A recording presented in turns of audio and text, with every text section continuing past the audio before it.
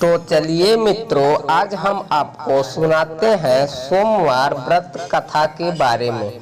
दोस्तों, जो भी भक्त सावन मास में सोमवार व्रत कथा सुनता है, भगवान भोलेनाथ उस व्यक्ति पर अत्यंत प्रसन्न होते हैं और माता पार्वती का भी आशीर्वाद उस व्यक्ति पर सदा ही बना रहता है।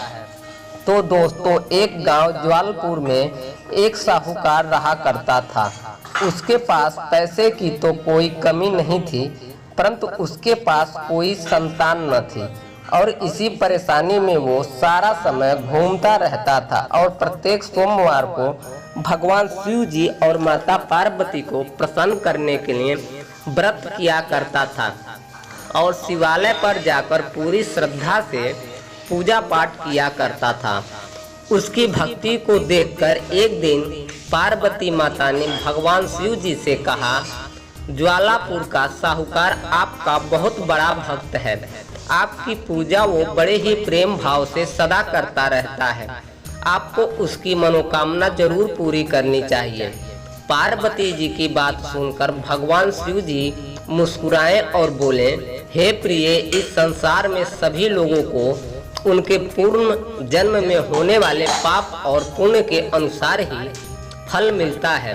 तब पार्वती जी ने भगवान शिव जी से आग्रह करके कहा, यदि आपका अनन्य भक्त है और उसे किसी प्रकार का दुख है तो आपको इसे अवश्य ही दूर करना चाहिए, क्योंकि आप सदैव दयालु रहकर अपने भक्तों के दुखों को दूर करते हैं। पार्वती की बात को भगवान शिव जी टाल न सके और बोले, साहूकार का कोई पुत्र नहीं है और वो इसी चिंता में सारा समय परेशान रहता है। विधि के विधान के अनुसार उसके भाग्य में कोई पुत्र है ही नहीं, परंतु फिर भी मैं इसे पुत्र प्राप्ति का वरदान देता हूँ। परंतु इस पुत्र की आयु केवल 12 वर्ष ही होगी और इसके बाद यह बालक मृत्यु को प्राप्त सदा के लिए हो जाएगा। माता पार्वती और शिव जी की ये बातें साहूकार सुन रहा था और पुत्र प्राप्ति के बारे में जानकर साहूकार को न तो किसी प्रकार की प्रसन्नता हुई और न ही किसी प्रकार का दुख हुआ और वो पहले की तरह ही भगवान शिव जी का व्रत करता रहा और उनकी कृपा से साहूकार की पत्नी गर्भवती हो गई। ठीक 9 माह के बाद साहूकार की पत्नी में अत्यंत सुंदर पुत्र को जन्म दिया। इस अवसर पर ब्राह्मण ने खूब अन्न धन और वस्त्र दान में दिए। जैसे ही साहूकार का पुत्र 11 वर्ष का हुआ तो उसकी पत्नी ने अपने पति से उसके विवाह का आग्रह किया, परंतु साहूकार ने उसे टालते हुए कहा, हे प्रिय, मैं अभी इसका विवाह नहीं करूंगा, मैं इसे काशी पढ़ने के लिए भेज दूंगा। साहूकार की पत्नी को इस निर्णय से दुख तो हुआ, परंतु उसने किसी भी तरह का विरोध नहीं किया।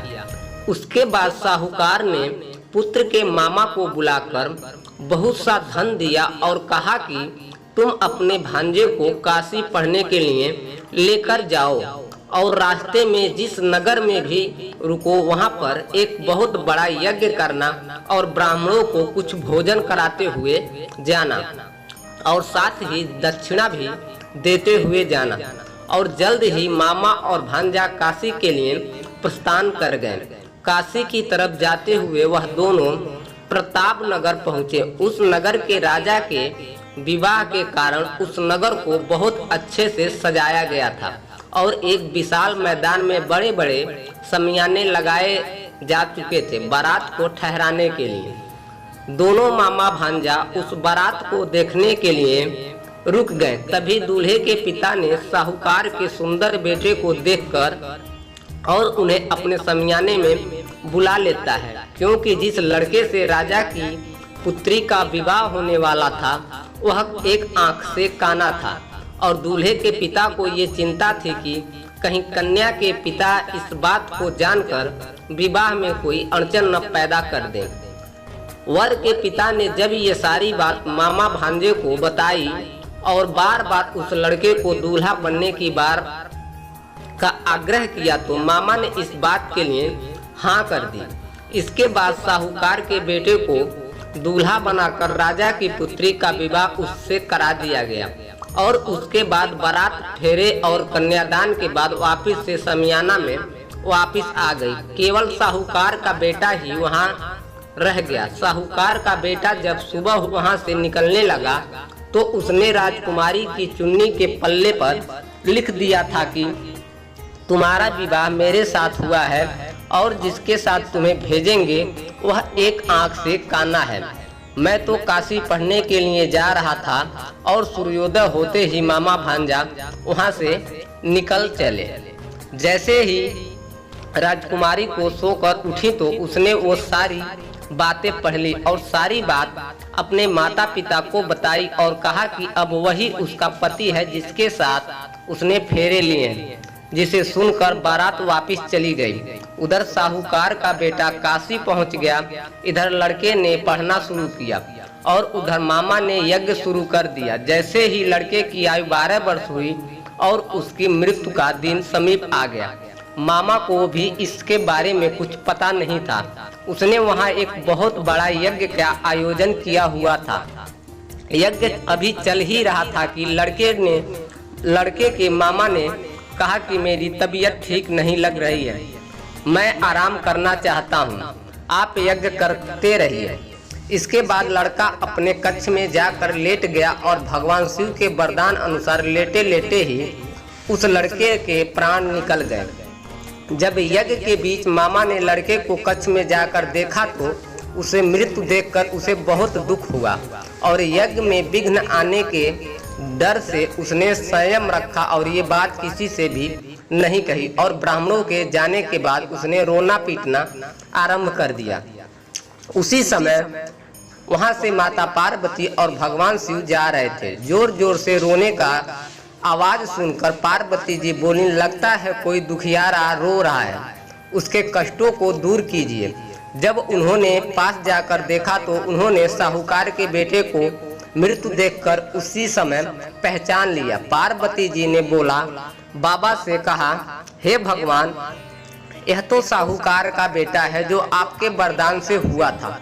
यदि यह मर गया तो इसके माँ बाप तड़प तड़प कर अपनी जान दे देंगे।